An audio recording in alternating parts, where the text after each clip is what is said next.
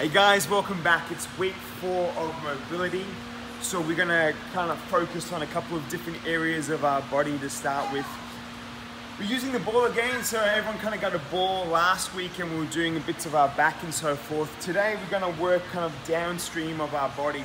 So we're gonna work our feet and our knees. Now, this first one is excellent if, for example, when you're running, you feel like you have kind of shin splints, or when you start doing double unders a lot, you feel like your calf muscles are really loaded up. We're not going to actually attack the calf muscle, but we're going to do the arch of our feet. So quite often with mobility and trying to kind of relieve any kind of tension, where we kind of feel the discomfort or the pain sometimes isn't where we have to attack. It's either upstream or downstream from that area. And if we release the tension, then we provide slack to that area that we're looking at. So what I'm going to do is I'm going to take off my shoe. And with the ball, I'm going to focus on completely that arch. So in between the ball of our foot and our heel, that kind of curved, soft, fleshy part of our muscle, that's what we're going to focus on. And I'm going to get the ball, and we can do it 2 ways. First one is I'm going to be standing upright, and I'm going to try and put as much body weight as I can bear on the ball. And between the ball of my foot and my heel, I'm just going to roll it slowly backwards and forwards all along the length. Now you'll notice it's taking me about 3 or 4 seconds to get to point A to point B. That's what we want. What we don't want is kind of this like scrubbing backwards and forwards really fast and not really taking any focus or attention to that area. So the slower we can do it, the better it is for us, alrighty? So I'm going to spend about 90 seconds on each foot here. A minute to 2 minutes is good. And then we go all the way on the outside or the inside or the middle part of that arch, just capturing it completely. Alrighty. For bonus points, the other version you can do is kneeling. I'm going to try and spread my toes apart as much as I can. And now I can kind of scrub backwards and forwards a little bit faster as well. So 2 variations that you can try out. Now, once that's loosened up, all of these kind of muscles and tendons and ligaments that kind of go around our ankle and all the way up our calf, suddenly they get relieved a lot more. So working here is going to help this whole section there. Alrighty, so moving on. Now a nice really simple one that we're going to do if you have any kind of tweaks in the kneecap. This is a nice effective one. So I'm going to get the ball, I'm going to put it behind my kneecap. I'm going to interlock my fingers, and I'm going to try and bring my shin as close to my body as I can.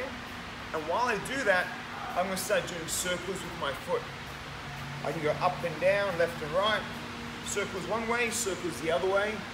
If this feels okay, the other version we can do is I'm going to actually use my body weight, come up off the floor, and try and get my hips as close to my heel as possible. So this one, I've actually planted my heel on the floor and I'm moving my butt towards my heel. And now, from moving side to side, now I'm really feeling it. So what does that do?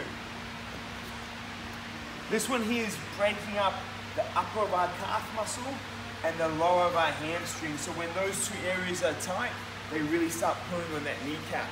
It also kind of actually resets that kneecap in a nice neutral position as well. So it's decompressing that joint, that area, and it's making it nice and relaxed. So any tension here or there, once again, downstream or upstream is going to help that kneecap. Alrighty, last thing that we're going to do. We've had a few requests about how to kind of actually break up this tight lat muscle. So our big lats, which form that big V shape on people that are nice and developed in their back. Quite often, if these lat muscles are tight, what happens is they're like big rubber bands, and so when we try and get into a front rack, these lat muscles are pulling our shoulder downwards, or we try and get overhead. Imagine these are super, super tight elastic bands. If we can free up this big back muscle, then suddenly our overhead press and our front rack position is going to be 10 times better. So what do?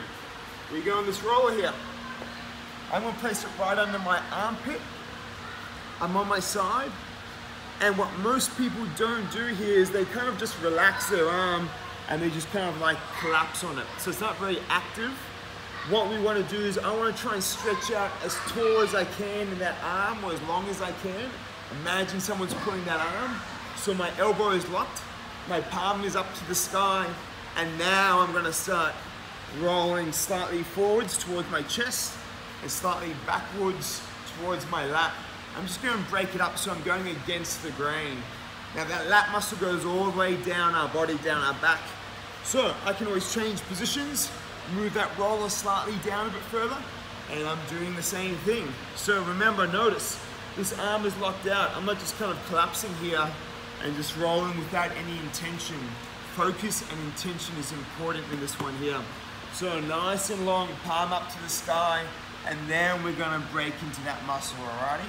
So once again, about 2 minutes on each side, and you're gonna feel that free up a lot. Let's recap. A minute here, a minute here, that's 2 minutes. 2 minutes here, 2 minutes here, that's 6 minutes all up.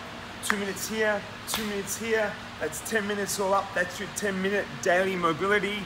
Good luck, let me know what you think, and we'll come back next week with something more. All right, see you later.